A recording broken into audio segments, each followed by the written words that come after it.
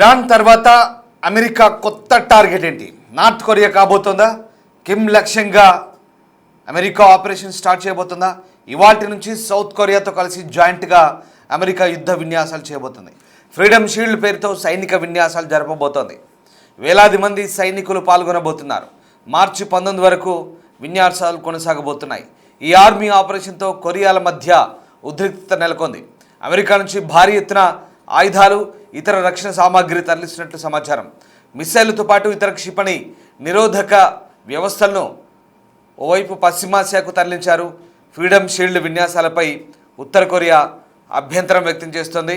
ఇప్పటికే ఉత్తర కొరియా అధ్యక్షుడు Kim ఉంగ్ zone మొన్న కొత్త రకము డెస్ట్రాయర్ క్షిపణులను ప్రయోగించారు. ఖోయి హయోన్ పేరుతో 3వ రకం డెస్ట్రాయర్లను పరీక్షించారు. 5,000 కిలోల పేలోడ్తో అత్యంత సమర్థవంతంగా లక్ష్యాన్ని ఛేదించగల ఈ మిస్సైళ్లను ఇటీవలే వారం కిందటే కిమ్ ప్రయోగించిన తర్వాత వారి టార్గెట్ దక్షిణ కొరియాగానే కనిపిస్తోంది. ఉత్తర దక్షిణ కొరియాల మధ్య పచ్చగడ్డి వేస్తే బగ్గుమన్నట్టుగా చాలా రోజులుగా వైరం కొనసాగుతోంది. వాస్తవానికి రెండు దేశాలు ఒకప్పుడు కొరియా అవిభాజ్య దేశంగా ఉన్నాయి, కానీ విడిపోయిన తర్వాత ఉత్తర దక్షిణ కొరియాలుగా విడిపోయాయి. దక్షిణ కొరియా అత్యంత ఆధునిక సాంకేతికను అందిపుచ్చుకొని ప్రపంచ దేశాల్లో టెక్నాలజీ రంగంలో అగ్రగామిగా ఉంటూ ఆర్థిక రంగంలో పురోగతి సాధిస్తుంటే, ఉత్తర కొరియా మాత్రం పూర్తిగా యుద్ధ విన్యాసాలు అలాగే సైన్యాన్ని తయారు చేసుకోవడంలో, అణ్వస్త్రాలను రూపొందించుకోవడంలో బిజీగా మారిపోయింది. ఉత్తర కొరియా పాలకులు కూడా అలాగే ఉండిపోయారు. నియంత పాలన కొనసాగుతుంది. ఇప్పుడున్నటువంటి కిమ్ ఆయన తండ్రి వారసత్వాన్ని పుణికిపుచ్చుకొని అతి చిన్న వయసులోనే ఆ దేశ అధ్యక్ష పదవి చేపట్టారు.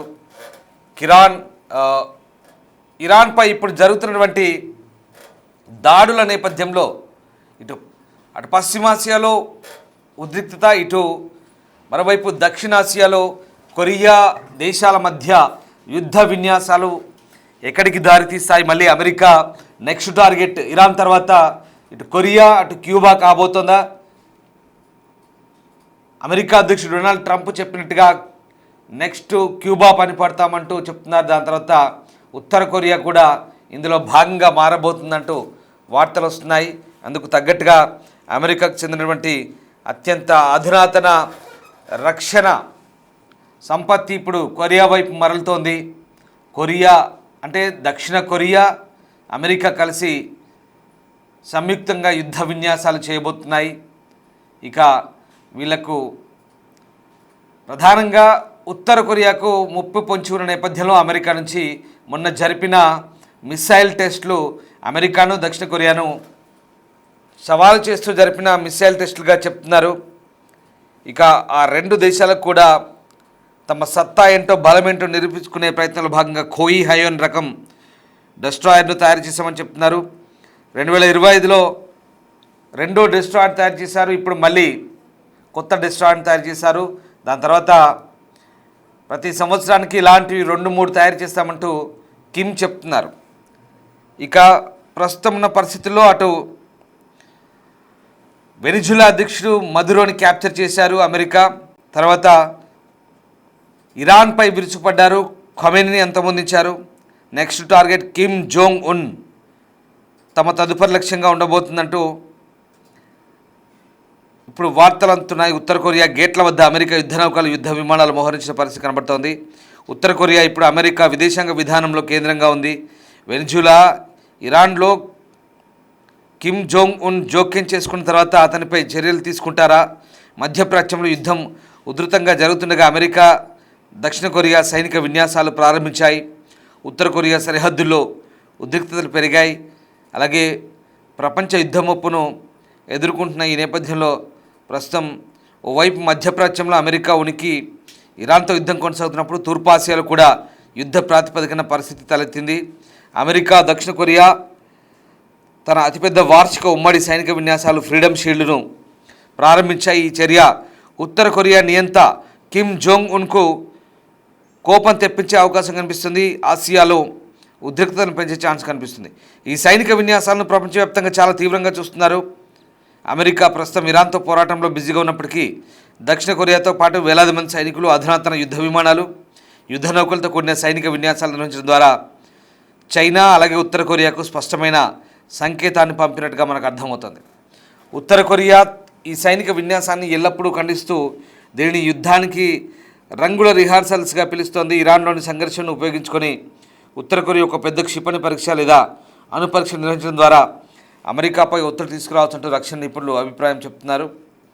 సో దక్షిణ కొరియాతో సైనిక విన్యాసాల నేపథ్యంలో మధ్యప్రాచ్యంలో యుద్ధం ఉధృతంగా జరుగుతుండగా ఇటు అమెరికా ప్రారంభించిన ఈ భారీ సైనిక విన్యాసాలు కేవలం ఒక విన్యాసం మాత్రమే కాదు, ఉత్తర కొరియాకు ప్రత్యక్ష హెచ్చరికగా కూడా పరిగణించబడుతున్నాయి. కిమ్ జోంగ్ ఉన్ ఇరాన్ యుద్ధాన్ని సద్వినియోగం చేసుకొని ఏదైనా దుశ్చర్యకు పాల్పడితే అమెరికా వారిపై కూలిపోతుందంటూ నిపుణులు అంచనా వేస్తున్నారు. కొంతకాలంగా అమెరికా తన శత్రు దేశాల పాలనను పడగొట్టడానికి లేదా వాటి వనరులపై నియంత్రణ సాధించడానికి ఒక వ్యూహాన్ని అమలు చేస్తోంది. ఫస్ట్ వన్ వెనిజులా, ఇది నికోలస్ మదురో పాలనను అస్థిరపరిచింది, దాని చమురు నిల్వలపై ఒత్తిడి తెచ్చింది. ఇక సెకండ్ ఇరాన్ సుప్రీం లీడర్లో ప్రస్తుత మార్పు తర్వాత అమెరికా తన సైనిక దూకుడును పెంచింది. ఇక నెక్స్ట్ ఉత్తర కొరియా, కిమ్ జోంగ్ ఉన్ అణ్వాయుధ కార్యక్రమాన్ని అంతరం కలిగించడానికి అమెరికా ప్రత్యక్ష చర్యకు సిద్ధమవుతున్నట్టు తెలుస్తోంది. ఇక అమెరికా ఉత్తర కొరియా లక్ష్యంగా చేసుకుంటే చైనా, రష్యా మౌనంగా ఉండడానికి అవకాశం లేదు. అటువంటి పరిస్థితుల్లో ఈ యుద్ధం కేవలం 2 దేశాలకే పరిమితం కాకపోవచ్చు, కానీ ప్రపంచ యుద్ధంగా మారే ఛాన్స్ కూడా ఉంది. ఇది ప్రపంచ స్టాక్ మార్కెట్ లేదా చైన్ గొలుసును పూర్తిగా కూల్చివేసే ప్రమాదం ఉంది. సో మొత్తం మీద ఈ యుద్ధ గంటికలు మోగితే కనుక మళ్ళీ తూర్పు ఆసియాలో, ఒకవేళ మధ్య ఆసియాలో, మిడిల్ ఈస్ట్లో, పశ్చిమాసియాలో జరుగుతున్నటువంటి పరిణామాల తర్వాత నెక్స్ట్ టార్గెట్ క్యూబా ఉండబోతుంది, అలాగే దాని తర్వాత కొరియా ఉండబోతున్నట్టు వార్తలు వస్తున్న నేపథ్యంలో ప్రస్తుతం అమెరికా సైనిక విన్యాసాలు దేనికి సంకేతాలనే మాట ఇప్పుడు చర్చ జరుగుతోంది. రాజకీయ నిపుణులు, అంతర్జాతీయ విశ్లేషకులు కూడా అదే చెప్తున్నారు. ఇరాన్తో యుద్ధంలో చిక్కున్నప్పటికీ కూడా సోమవారం దక్షిణ కొరియాతో కలిసి ఫ్రీడమ్ షీల్డ్ అనే ప్రధాన సైనిక విన్యాసాలను ప్రారంభించడం ద్వారా అమెరికా నార్త్ కొరియాకు హెచ్చరికలు పంపినట్టుగా తెలుస్తోంది. ఇక ఈ విన్యాసాల సమయంలోనే ఆయుధ బదిలీలు జరుగుతాయనే ఊహాగానాలు కూడా చెలరేగుతున్నాయి. మొత్తం మీద ప్రస్తుతం ఇటు మిడిల్ ఈస్ట్లో సంఘర్షణ, అటు కొరియా ద్వీపకల్పంలో అమెరికా ఉత్తర కొరియా మధ్య ఉద్రిక్తతలు మళ్ళీ పెరిగితే కనుక ఇక ఫ్రీడమ్ షీల్డ్ అనే ఈ సైనిక విన్యాసాలకు సంబంధించి ఇలాంటి అభిప్రాయాలు వస్తాయని తెలియబోతుంది. ఇందులో వేలాది మంది సైనికులు పాల్గొంటారు. ఈ విన్యాసాలు సోమవారం ప్రారంభమై మార్చి 19 వరకు కొనసాగుతాయి. అలాగే దక్షిణ కొరియాతో అక్కడి జాయింట్ చీఫ్స్ ఆఫ్ స్టాఫ్ ఈ మార్చి 19 జరిగే ఫ్రైడేల్ షీల్డ్లో దాదాపు 18,000 కొరియా సైనికులు పాల్గొంటారంటూ చెప్తున్నారు. అయితే యుఎస్ ఫోర్సెస్ కొరియా యుఎస్ దళాల సంఖ్యను నిర్ధారించలేదు. మరోవైపు ఆయుధ బదిలీపై దక్షిణ కొరియా మీడియాలో ఊహాగానాల నేపథ్యంలో వాషింగ్టన్ దక్షిణ కొరియా నుంచి కొన్ని సైనిక వనరులను ఇరాన్తో పోరాడడానికి మళ్లిస్తుందంటూ దక్షిణ కొరియా మీడియాలో ఊహాగానాలు వస్తున్నాయి.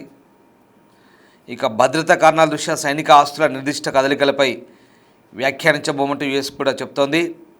కొన్ని యుఎస్ పేట్రియాట్ క్షిపణి నిరోధక వ్యవస్థలు, ఇతర పరికరాలను మిడిల్ ఈస్ట్కు పంపుతున్నట్టుగానే నివేదికలు వస్తున్నాయని మాట్లాడేందుకు దక్షిణ కొరియా ఖండిస్తోంది. అయితే ఇది మిత్రదేశాల ఉమ్మడి రక్షణ వ్యూహాన్ని ప్రభావితం చేస్తున్నట్టుగా చెప్తున్నారు.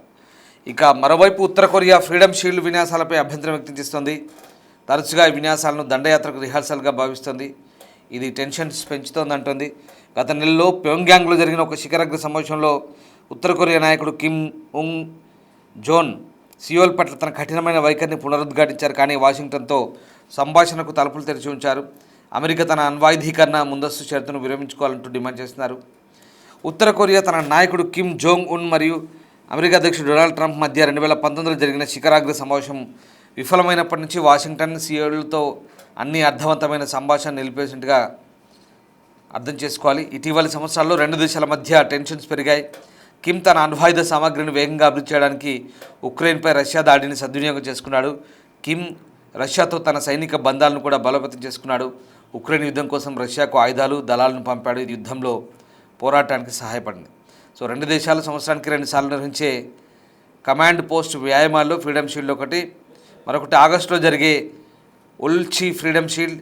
ఈ వ్యాయామాలు ప్రధానంగా కంప్యూటర్ స్టిమ్యులేషన్లు, మారుతున్న పోరాట దృశ్యాలు, భద్రతా సవాళ్లను పరిష్కరించే ఉమ్మడి కార్యాచరణ సామర్థ్యాలను పరీక్షించడంపై ఆధారపడి ఉంటుంది. ఇక వారియర్ షీల్డ్ 22 ఫీల్డ్ వ్యాయామాలను కలిగి ఉంటుంది. గత సంవత్సరం యుఎస్ దక్షిణ కొరియా ఈ సైనిక విన్యాసాలు చేసినప్పటికీ ఉత్తర కొరియాతో అనుకూలమైన వాతావరణం సృష్టించడానికి మిత్రదేశాలు ఇవి ఇలా చేస్తున్నాయి, బెదిరించడానికి అంటూ కూడా ఊహాగానాలు వస్తున్నాయి. సో మొత్తం మీద ఇప్పుడు మార్చి చివరిలో లేదా ఏప్రిల్లో ట్రంప్ చైనా పర్యటన ఏ రకమైనటువంటి ఫలితాలు ఇస్తుందని కూడా వేచి చూస్తున్నారు.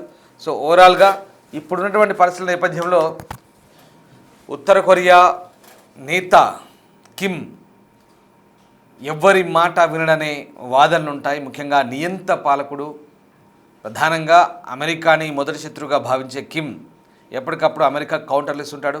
అటు రష్యాతో స్నేహంగా ఉంటాడు, ఇటు చైనాతో స్నేహంగా ఉంటాడు. అసలు ఉక్రెయిన్పై యుద్ధంలో కిమ్ సైనికులు రష్యా సైన్యంలో చేరి దాదాపు వేలాది మంది ఉక్రెయిన్పై పోరాడి, అలాగే కొంతమంది ప్రాణాలు పోగొట్టుకొని అక్కడ రష్యాకు మద్దతుగా ఉన్నారు. దీంతో రష్యా వాళ్ళకు 100% సపోర్ట్ చేస్తుంది. ప్రత్యక్షంగా పాల్గొన్నారు యుద్ధంలో.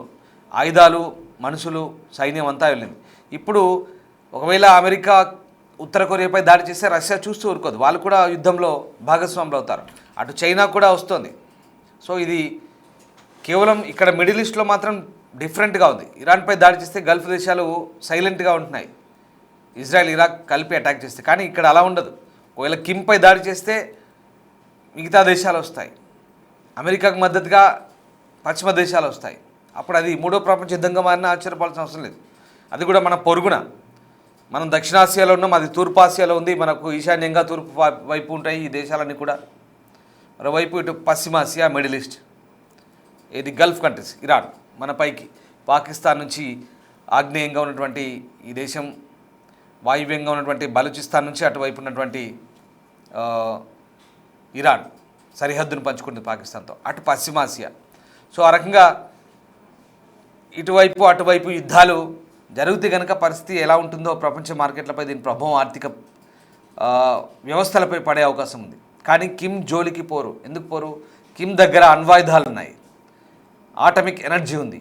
మొన్న తయారు చేసిన మిసైల్స్లో కూడా న్యూక్లియర్ వార్ హెడ్స్ని లోడ్ చేసి పంపిస్తే కనుక విధ్వంసం ఉంటుంది. వాడు అనంత పని చేస్తాడు కిమ్, చాలా డేంజరస్ ఫెలో. అందుకే కిమ్కు భయపడతారు. అందుకే కిమ్ కూడా ఎప్పటికప్పుడు హెచ్చరికలు పంపుతున్నాడు. అయినప్పుడు కూడా కిమ్తో చర్చలు ఫెయిల్ అయిన తర్వాత డొనాల్డ్ ట్రంప్ యుద్ధకాంక్షతో కిమ్ కూడా అణగదొక్కాలని చూస్తున్నట్టుగా వార్తలు వస్తున్నాయి. కానీ ఆ దేశంలో ఏం జరుగుతుందో, అసలు ఆయన ఏం చేస్తున్నాడో కూడా ఎవరికి తెలియని పరిస్థితి ఉత్తర కొరియా. అలాంటి దేశంతో యుద్ధం అంటే కాస్త భయానకంగానే ఉండబోతుంది. కాబట్టి ఏదేమైనా ఇప్పుడు జరిగే ఉమ్మడి సైనిక విన్యాసాలు యుద్ధానికి సంకేతాలా ఏంటనేది మనం ఇదంతా కేవలం ఊహాజనిత ప్రక్రియగానే మనం చూసుకోవాలి. ఎందుకంటే ఇప్పుడు ఆల్రెడీ మిడిల్ ఈస్ట్లో అవుతుంది, తర్వాత నెక్స్ట్ టార్గెట్ క్యూబా అంటున్నారు. ఇక్కడ కొరియాతో పెట్టుకోవడం అంటే అంత ఈజీ కాదు. ఇక నిప్పుతో చెలగాటం ఆడమే అనే విషయం అమెరికా కూడా అర్థం చేసుకుంది. చూడాలి భవిష్యత్తులో ఏం జరగబోతుందో. Thank you.